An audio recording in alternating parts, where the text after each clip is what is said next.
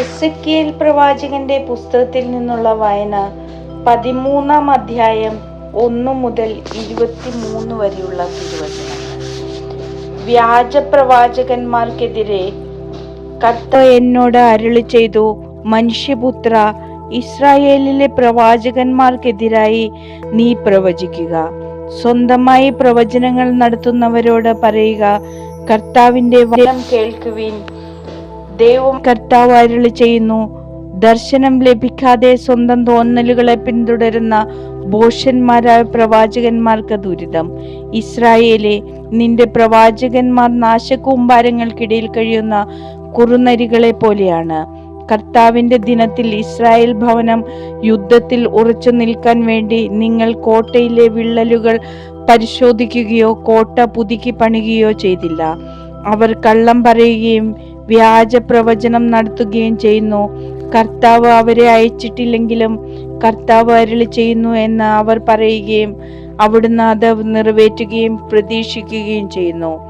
ഞാൻ പറയാതിരിക്കെ കർത്താവ് അരുളി ചെയ്യുന്നു എന്ന് നിങ്ങൾ പറഞ്ഞപ്പോഴൊക്കെ നിങ്ങൾ മിഥ്യാദർശനം കാണുകയും വ്യാജ പ്രവചനം നടത്തുകയുമല്ലേ ചെയ്തത്.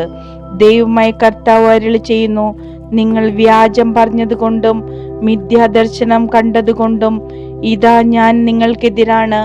ദൈവമായ കർത്താവാണ് ഇത് പറയുന്നത്. വ്യാജം പറയുകയും വ്യാജ ദർശനങ്ങൾ കാണുകയും ചെയ്യുന്ന പ്രവാചകന്മാർക്കെതിരെ എന്റെ കരമുയരും. എന്റെ ജനത്തിന്റെ ആലോചന സമൂഹത്തിൽ അവരുണ്ടായിരിക്കുകയില്ല. ഇസ്രായേൽ ജനത്തിന്റെ വംശാവലിയിൽ അവരുടെ പേര് എഴുതപ്പെടുകയില്ല. അവർ ഇസ്രായേൽ ദേശത്ത് പ്രവേശിക്കുകയുമില്ല. ഞാനാണ് ദൈവമായ കർത്താവ് എന്ന് അപ്പോൾ നിങ്ങൾ അറിയും. സമാധാനമില്ലാതിരിക്കെ സമാധാനം എന്ന് ഉദ്ഘോഷിച്ച അവർ എന്റെ ജനത്തെ വഴിതെറ്റിച്ചു. എന്റെ ജനം കോട്ട പണിതപ്പോൾ അവർ അതിന്മേൽ വെള്ള പൂശി. കോട്ടയ്ക്ക് വെള്ള പൂശുന്നവരോട് പറയുക, അത് നിലം പരിച്ചാകും. പെരുമഴ പെയ്യും, വലിയ കന്മഴ വർഷിക്കും, കൊടുങ്കാറ്റടിക്കും. കോട്ട നിലം പതിക്കുമ്പോൾ നിങ്ങൾ വെള്ളപൂശിയ കുമ്മായം എവിടെയെന്ന് അവർ നിങ്ങളോട് ചോദിക്കുകയില്ലേ? ദൈവമായ കർത്താവ് അരുളി ചെയ്യുന്നു, എന്റെ ക്രോധത്തിൽ ഞാനൊരു കൊടുങ്കാറ്റഴിച്ചുവിടും. എന്റെ കോപത്തിൽ ഒരു പെരുമഴ വർഷിക്കും.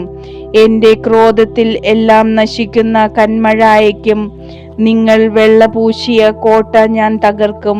അസ്ഥിവാരം തെളിയത്തക്ക വിധം ഞാൻ അതിനെ നിലം പതിപ്പിക്കും. അത് നിലം പതിക്കുമ്പോൾ അടിയിൽപ്പെട്ട് നിങ്ങളും നശിക്കും. ഞാനാണ് കർത്താവ് എന്ന് അപ്പോൾ നിങ്ങൾ അറിയും. കോട്ടയും അതിന് വെള്ള പൂശിയവരും എന്റെ ക്രോധത്തിനിരയാകും. ഞാൻ നിങ്ങളോട് പറയും, കോട്ടയോ അതിന് വെള്ള പൂശിയവരോ അവശേഷിക്കുകയില്ല. ജെറുസലേമിനെ പറ്റി പ്രവചനങ്ങൾ നടത്തിയവരും സമാധാനമില്ലാതിരിക്കെ സമാധാനത്തിന്റെ ദർശനങ്ങൾ കണ്ടവരുമായ ഇസ്രായേലിലെ പ്രവാചകന്മാരും അവശേഷിക്കുകയില്ല. ദൈവമായ കർത്താവാണ് ഇത് പറയുന്നത്. മനുഷ്യപുത്ര, സ്വന്തമായ പ്രവചനങ്ങൾ നടത്തുന്നവരായ നിന്റെ ജനത്തിന്റെ പുത്രിമാർക്ക് നേരെ മുഖം തിരിച്ച് അവർക്കെതിരെ പ്രവചിക്കുക.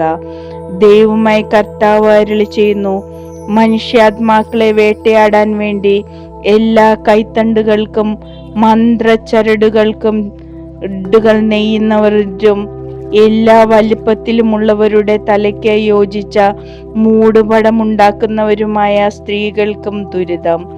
സ്വാർത്ഥ ലാഭത്തിനു വേണ്ടി നിങ്ങൾ എന്റെ ജനത്തിന്റെ ജീവനെ വേട്ടയാടുകയും നിങ്ങളുടെ ജീവനെ നശിപ്പിക്കുകയുമല്ലേ.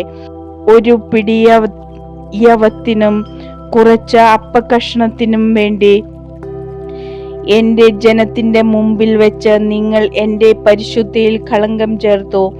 നിങ്ങളുടെ വ്യാജവാക്കുകൾക്ക് ചെവി തരുന്ന എന്റെ ജനത്തെ കബളിച്ച് ജീവിക്കേണ്ടി വരുന്നവരെ നിങ്ങൾ കൊല്ലുകയും ജീവിക്കാൻ പാടില്ലാത്തവരുടെ ജീവൻ പരിരക്ഷിക്കുകയും ചെയ്തു. ദൈവമായ കർത്താവ് അരുളി ചെയ്യുന്നു, പക്ഷികളെ എന്ന പോലെ മനുഷ്യരെ കുരുക്കിലാക്കുന്ന നിങ്ങളുടെ മന്ത്രചരടുകൾക്ക് ഞാൻ എതിരാണ്. അവ നിങ്ങളുടെ കരങ്ങളിൽ നിന്ന് ഞാൻ പൊട്ടിച്ചു കളയും. നിങ്ങൾ വേട്ടയാടുന്ന മനുഷ്യരെ പക്ഷികളെ പോലെ ഞാൻ സ്വതന്ത്രരാക്കും. നിങ്ങളുടെ മൂടുപടങ്ങൾ ഞാൻ കീറിക്കളയും. എൻ്റെ ജനത്തെ നിങ്ങളുടെ പിടിയിൽ നിന്ന് ഞാൻ വിടുവിക്കും. അവർ ഇനിയൊരിക്കലും നിങ്ങൾക്ക് ഇരയാവുകയില്ല. ഞാനാണ് കർത്താവ് എന്ന് അപ്പോൾ നിങ്ങൾ അറിയും. ഞാൻ ഒരിക്കലും നിരാശപ്പെടുത്തിയിട്ടില്ലാത്ത നീതിമാനെ നിങ്ങൾ നുണ പറഞ്ഞ് നിരാശരാക്കി.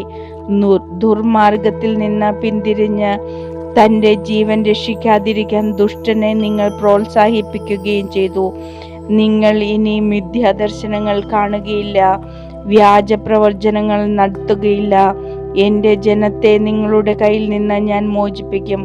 ഞാനാണ് കർത്താവ് എന്ന് അപ്പോൾ നിങ്ങൾ അറിയും.